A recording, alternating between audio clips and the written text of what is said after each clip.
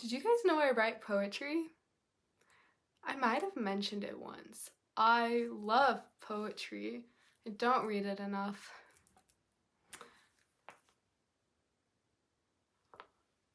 Oh, can you hear my neck pop? And when I started writing poetry, it was really just random words that I thought sounded cool together. And then eventually it just became feelings that I was letting out. And now when I write poetry, I feel like I have a process and it's a lot more fun. I like to do poetry that's longer and not just like the punchline, throw it on an Instagram caption thing. Those are nice, but I really like ones that you can read for a while and just stay immersed in. And a while, I mean like more than 5 seconds, maybe a minute, as in a while. Yeah, so I'm nobody. Like, as cheesy as that is to say, I think everyone knows that. They've seen my view count and my subscriber count. Although I don't think either of those things make me a nobody. However, if you're watching this and you want to figure out why I'm feeling this way, because maybe you're feeling that way and you are sad about it, I'm sorry. I'm actually pretty happy about it. Pretty okay with it. And I want to tell you why in this blog post that I'm about to read. Let's just get to it. This blog was posted February 19th, 2023, which means we're almost a year away from now, present time, so we're catching up. Blog title, Why I'm Nobody. I'm nobody. Who are you? Are you nobody too? Then there's a pair of us. Don't tell. They'd advertise, you know. How dreary to be somebody. How public, like a frog. To tell one's name, live long June, to an admiring bog. Emily Dickinson.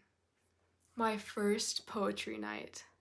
Last night, after a church meeting, after rushing home and writing down my poem, after crossing out and rewriting lines, after planning to tell them it's a draft because it was far from done, after putting on red lipstick so they focus on the words coming from my lips, after changing into black so the red would pop, after leaving my home alone, after finding my only friend in the crowd and sitting down amidst the dim purple lights.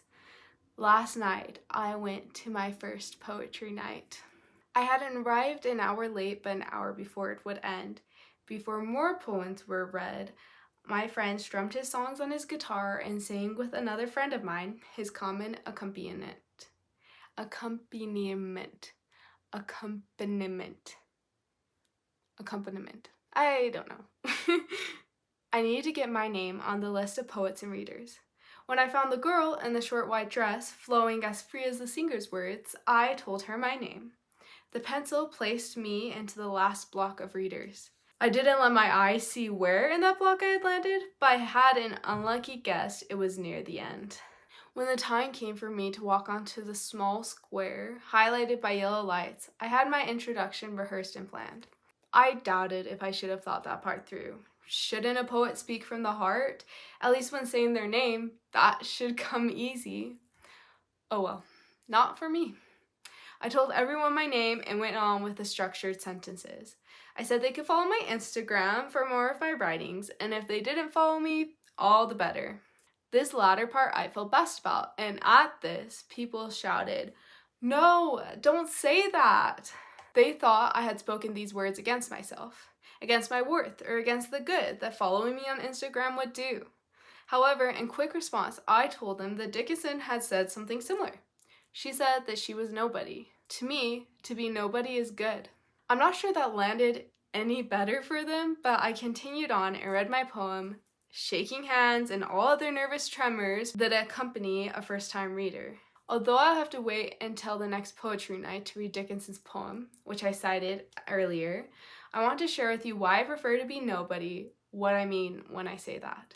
A great writer and an inspiration to many poets, Ralph Waldo Emerson. He encouraged people to write the next Bible, to write something that would affect millions or more. In my poetry class, we spent time going over his thoughts about this, and then our teacher read poem 288 from Dickinson. I'm nobody. Don't tell, they'd advertise, you know. Dickinson read Emerson. Did she refute him here in this poem? I don't think so.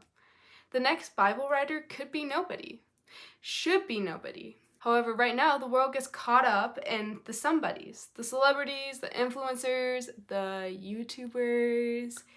Masses of followers accumulate for these people, and then for those in fame, it can become jury. They lose their private life by living in the public. They lose the freedom of living without stairs or stops on the street. Even worse, some of the fans lose themselves in the bogs of the somebodies.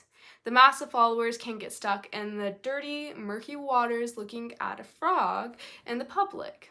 At times, by following another's life so closely, they end up losing their own. For these reasons, I would prefer to be a nobody. I like my runs in the neighborhood. I like my trips to the local grocery store. I like sitting on a park bench and watching people walk by indifferent.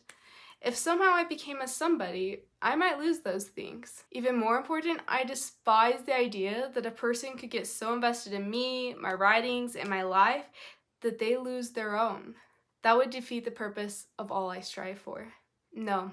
I'd rather be a nobody who inspires another person to live the best parts of their life. That would be like creating the next Bible, helping millions to live a life not consumed by the bog, but consumed by the good that God and existence has to offer. I'm not sad to be a nobody. I'm glad. A nobody is not a person without love or without connection or without meaning. In this case, a nobody is one of a million others blending in, doing good, and living life while people around them are enabled to live their own. And I'll add on to that, enabled to live it in a better way, a way that makes their life filled with more joy. So, to be a nobody, I don't think that means you don't have connections or friends or anything. I just think that you blend in and you can still do a lot of good still. I have seen people get consumed with celebrities or even just with other people they know. Maybe it's the popular kids, or for some reason it's just someone they've just kind of become obsessed with, and it's sad.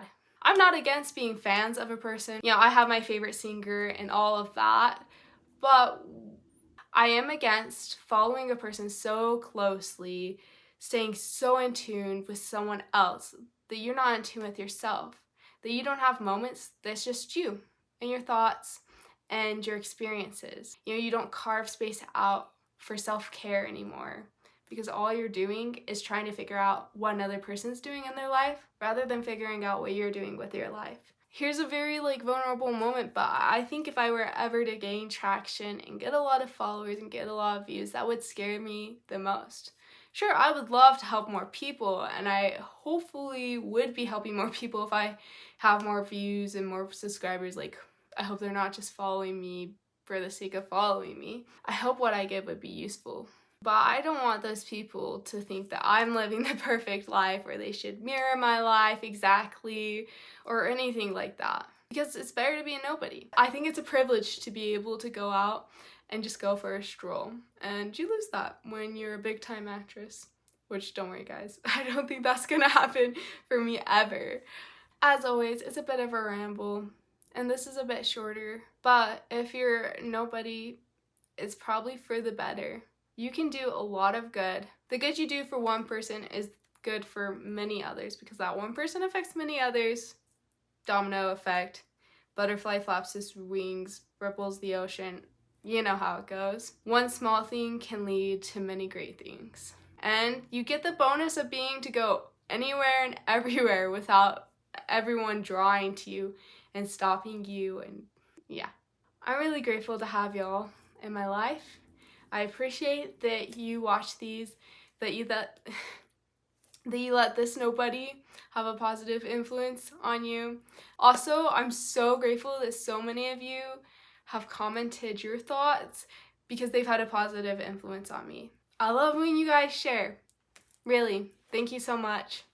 I hope you have a good rest of your day, and I'll be posting again next week, so subscribe if you're not subscribed, like if you liked this video, and I'll see you all later. You'll see me later. Need to get that one down. Okay, bye!